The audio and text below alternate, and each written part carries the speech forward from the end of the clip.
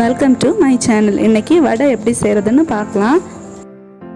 இப்போது இந்த மாதிரி ஒரு பாத்திரம் எடுத்துக்கோங்க. இதில் 2 கப் அளவுக்கு கடலை பருப்பு சேர்த்துக்கலாம். இப்போது இதை 2 தடவைக்கு 3 தடவை நல்லா வாஷ் பண்ணிட்டு வந்துடலாம். இப்போது இதை நல்லா வாஷ் பண்ணியாச்சு. இப்போது இது முங்குற அளவை விடவும் கொஞ்சம் கூட அதிகமாக தண்ணி ஊற்றிக்கோங்க. இப்போ நான் இதை 2 to 3 hours நல்லா ஊற வைக்க போகிறேன்.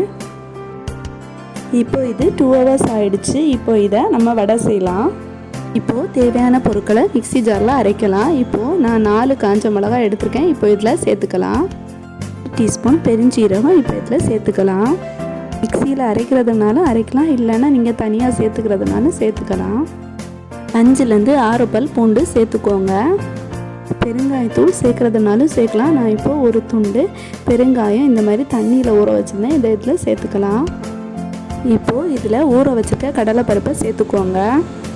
இதில் சின்ன சின்னதாக இஞ்சி கட் பண்ணி கூட சேர்த்துக்கலாம். இஞ்சி சேர்க்குறீங்கன்னா பூண்டு கலவை கம்மி பண்ணிக்கோங்க. இதில் 2 கப் எடுத்துருக்கோன்னா இதில் 1.25 கப்பு இதில் அரைக்கிறதுக்கு சேர்த்துக்கோங்க. 1/4 கப் தனியாக வச்சுக்கோங்க.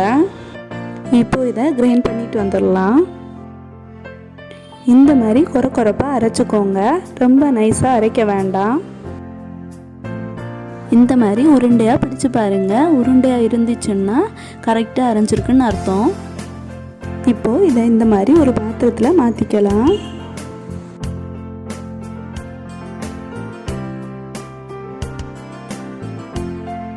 ஒரு பெரிய வெங்காயத்தை இந்த மாதிரி சின்ன சின்னதாக கட் பண்ணி வச்சுருக்கோம். இப்போ இதை இதில் சேர்த்துக்கலாம். ஒரு பச்சை மிளகாவை இந்த மாதிரி சின்ன சின்னதாக கட் பண்ணி வச்சுருக்கோம். இப்போ இதில் சேர்த்துக்கலாம். காரத்துக்கு ஏற்ற மாதிரி பச்சை மிளகாய் சேர்த்துக்கோங்க. சின்ன சின்னதாக கட் பண்ணி வச்சுருக்க கறிவேப்பிலையும் கொத்தமல்லியும் இதில் சேர்த்துக்கோங்க. 1/4 டீஸ்பூன் மிளகாய்த்தூள் சேர்த்துக்கிறேன். நீங்கள் காரத்துக்கு ஏற்ற மாதிரி சேர்த்துக்கோங்க. இப்போ இதை நல்லா மிக்ஸ் பண்ணி விட்டுக்கோங்க.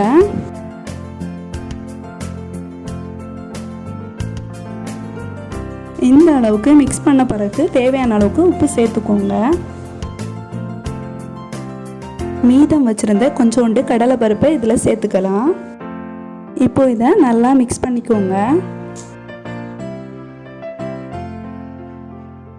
இப்போது இதை எடுத்து உருட்டி பாருங்கள். உருட்டின பிறகு உதிரியாக விழக்கூடாது.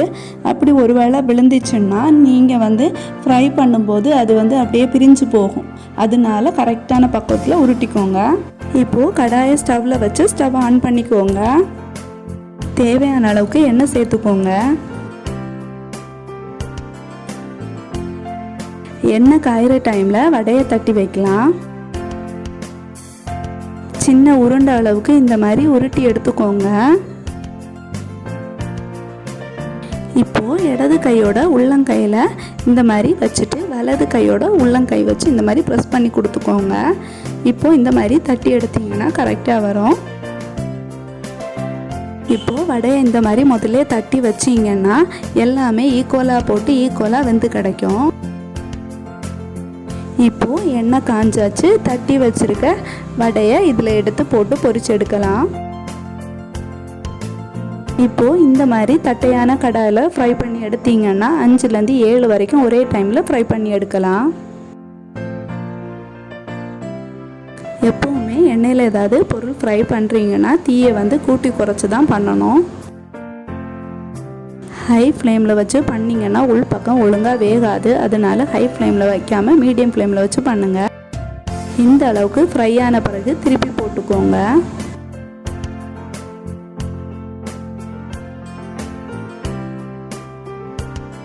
இந்த அளவுக்கு கோல்டன் ப்ரௌன் ஆனது போதும். இப்போ இதை எண்ணெயை வடித்து எடுத்துக்கலாம்.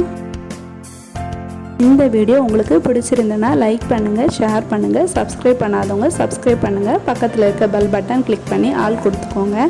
Thank you friends.